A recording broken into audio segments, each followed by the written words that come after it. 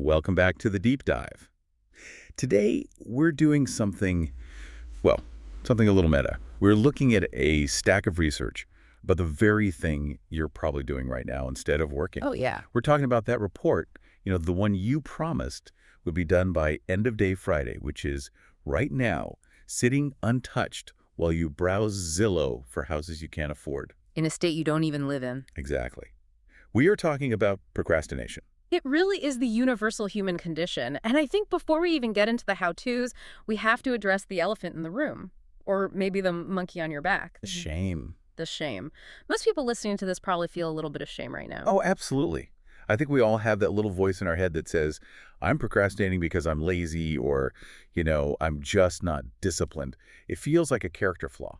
It really does. But looking at this research from Harvard Business Review all the way to behavioral psychology journals, that guilt is completely misplaced. So it's not me, it's my brain. It is your brain. If you take nothing else away from this whole deep dive, let it be this. Procrastination is not a time management problem. Right. You don't procrastinate because you can't read a clock. It is an emotional regulation problem. Which I have to be honest, when I first read that in the notes, it felt a little bit like a cop-out. Something I tell myself to feel better. I get that. But then you look at the mechanics of it, and it just clicks. It's not about the work itself. It's about the feelings the work brings up.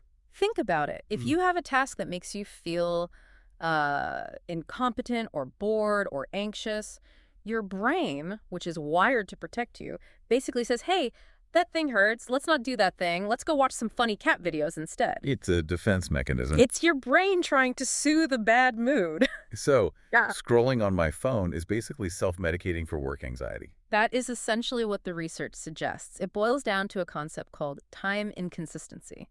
This is the core psychological engine of procrastination. Okay, break that down for us. It just means the human brain values immediate rewards way, way more than future rewards. The classic present self versus the future self. Exactly. Future self wants super ambitious. The present self. Present self is the one in the driver's seat.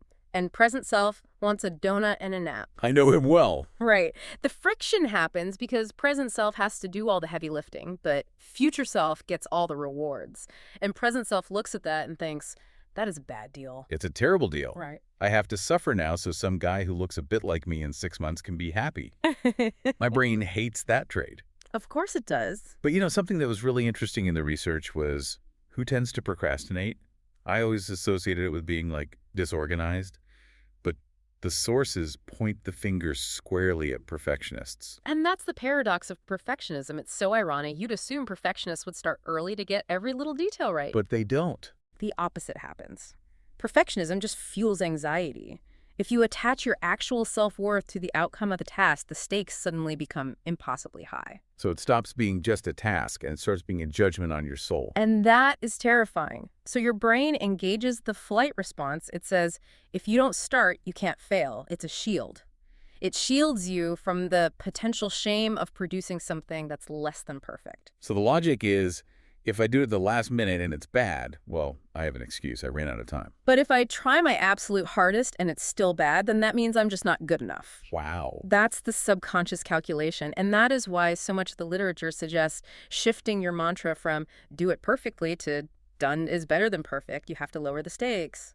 Okay, so we diagnosed the patient. We're not lazy. We're just emotionally unregulated perfectionists who really like donuts. That's about the size of it. But knowing why I'm on the couch doesn't get me off the couch. The inertia is always the hardest part. Sir Isaac Newton actually nailed this before psychology was even a field.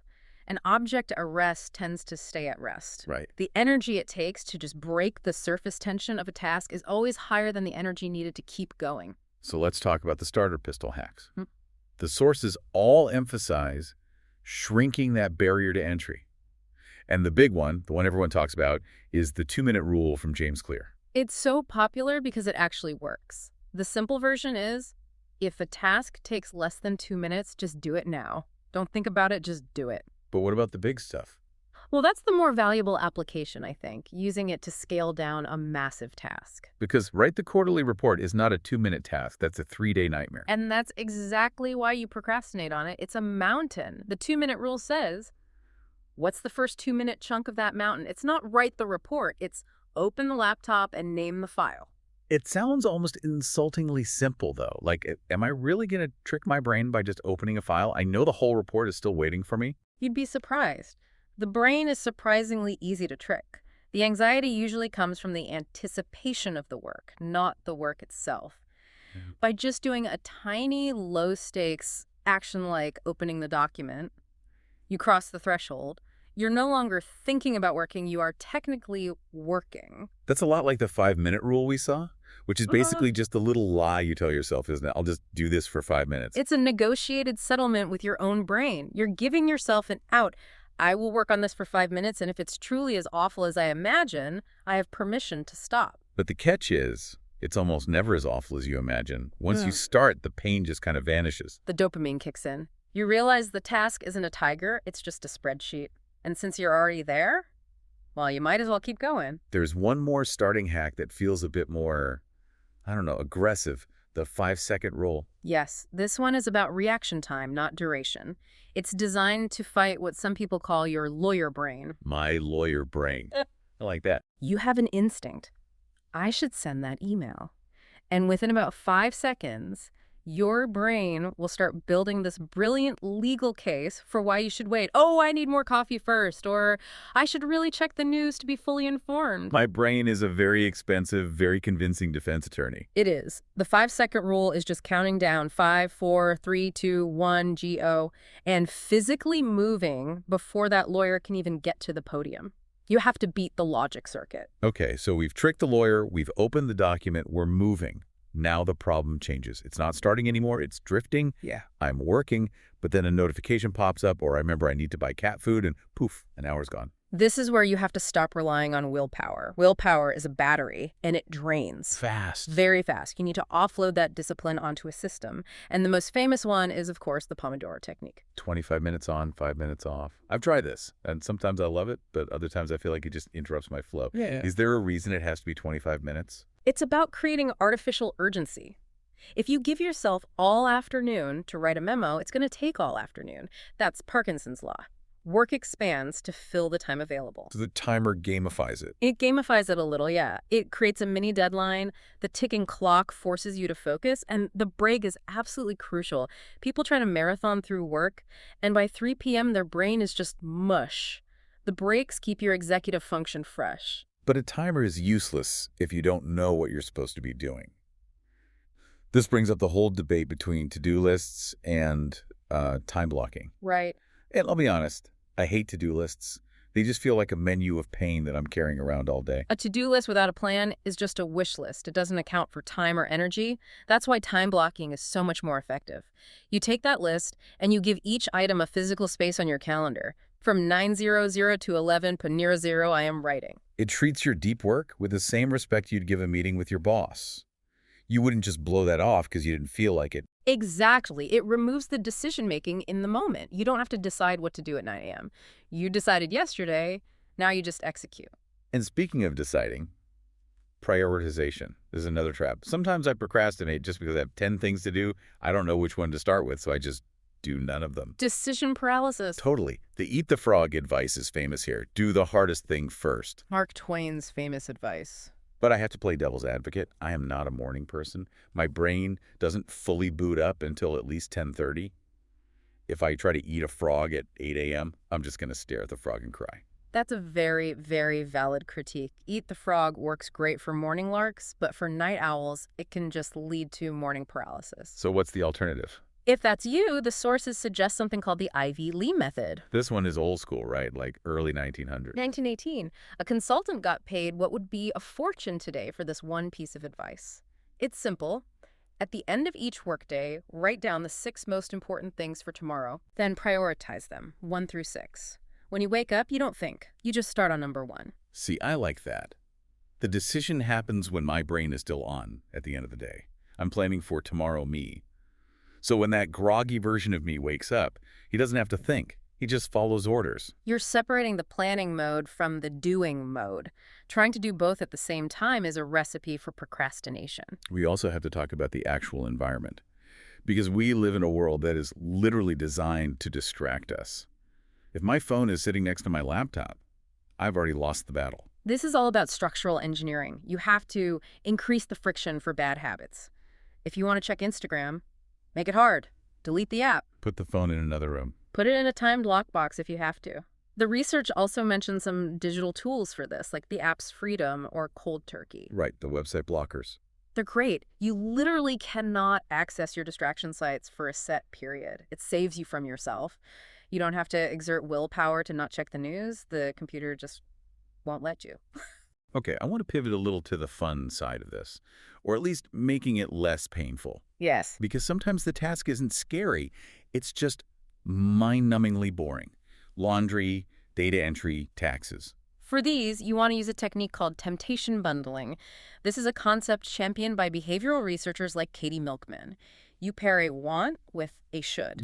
This is the only reason I exercise. I only let myself listen to my favorite true crime podcast while I'm on the treadmill. That is the perfect example. You actually start to look forward to the run because you have to find out who the killer is. You can do this with work, too. Only drink your really expensive fancy coffee when you're processing your inbox. So you're hacking your own dopamine system. You're tying the boring task to a reward. You're hiding the vegetables in the smoothie. Okay, but we have to be realistic. Even with the timer and the bundle and the blocks websites, sometimes we slip. We fall down a YouTube rabbit hole, and then the shame spiral starts. And this is where the research throws a massive curveball. The natural instinct is to beat yourself up, to say, you idiot, you just wasted the whole morning. Of course. But the data shows that self-criticism is actually fuel for more procrastination. That feels so counterintuitive. I feel like if I'm nice to myself, I'll just let myself off the hook forever. I need that internal drill sergeant. But the problem is that drill sergeant creates negative emotions: guilt, shame, anxiety. And what did we say at the very beginning? Procrastination is a coping mechanism for negative emotions. Oh, wow. So by making myself feel like garbage, I'm actually triggering the exact mechanism that makes me want to avoid work in the first place. You got it. It's a guilt cycle. You feel bad, so you procrastinate to feel better, which makes you feel worse, so you procrastinate more.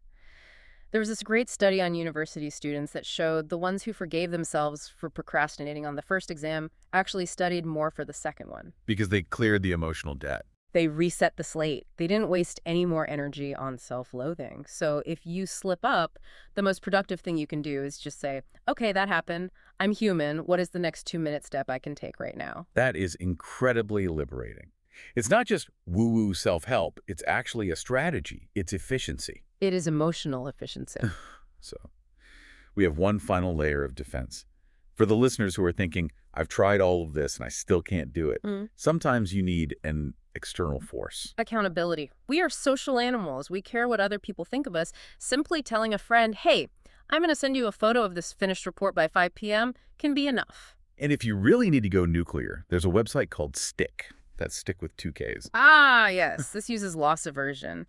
You bet your own money. You say, if I don't finish this task by Friday, I will automatically donate $100 to a charity. But there's a twist.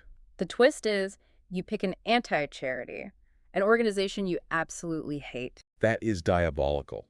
So if I don't write my chapter, my money automatically goes to a political party I despise. Exactly. The pain of losing the money, plus the pain of supporting a cause you can't stand, creates this massive incentive to just get the work done. I feel like that is the break glass in case of emergency option. It is, definitely. Before we wrap up, I just want to touch on the biological basics really quickly. Because sometimes we're trying all these psychological hacks when the problem is actually physiological. We can't ignore this.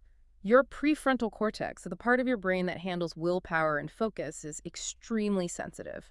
If you are sleep-deprived, hungover, or eating junk, that part of your brain basically goes offline. You literally don't have the hardware to resist your impulses. So sometimes the best productivity hack is just going to bed or seeing a doctor.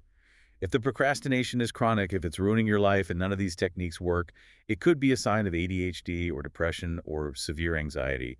And in those cases, a tomato timer isn't the solution. That's a really important distinction. Okay, we have covered a massive amount of ground. Let's try to synthesize this into a battle plan. Let's do it. Step 1, shift the mindset. You're not lazy. You're avoiding bad feelings, so aim for done, not perfect. Step 2, overcome the inertia. Use that 2-minute rule to scale the task down, or the 5-second rule to just beat your own brain to the punch. Step 3, structure. Time block your day so you don't have to make decisions in the moment. Step 4, control your environment. Block the apps, hide the phone, increase that friction. And step 5, maybe the most important, be kind. When you slip, forgive yourself immediately to break that guilt cycle. That is a solid toolkit. Yep. As we were prepping for this, you mentioned one last idea that I think is, well, it's really profound. It's less of a hack and more of a philosophy. Yes. If you apply all of these techniques, you've time blocked, you've bundled temptations, you've eaten the frog, you've done it all, and you still cannot bring yourself to do the task. Then what? Then you need to pause. Procrastination might not be the enemy, it might be a messenger. A messenger saying what? Saying that you are climbing the wrong mountain. We often procrastinate on things that just don't align with our real values or goals. If you're chronically avoiding your work, maybe you actually hate your job. If you can't bring yourself to study, maybe you don't really want that degree. That's heavy. But it's true. Sometimes we're fighting our own intuition. Procrastination can be a very useful data point. It tells you what you don't want to do with your life. So don't just fight it. Listen to it. Exactly. Well, on that note, we're going to sign off. But I'm going to leave you with a challenge. Not for tomorrow, but for right now. Pick one thing we talked about. Maybe it's the 5-minute commitment. Maybe it's just putting your phone in the other room. And apply it to that one thing you've been avoiding. Do it in the next 5 minutes. Thanks for listening to The Deep Dive. Go eat that frog. Or at least, go look at the frog. We'll see you next time.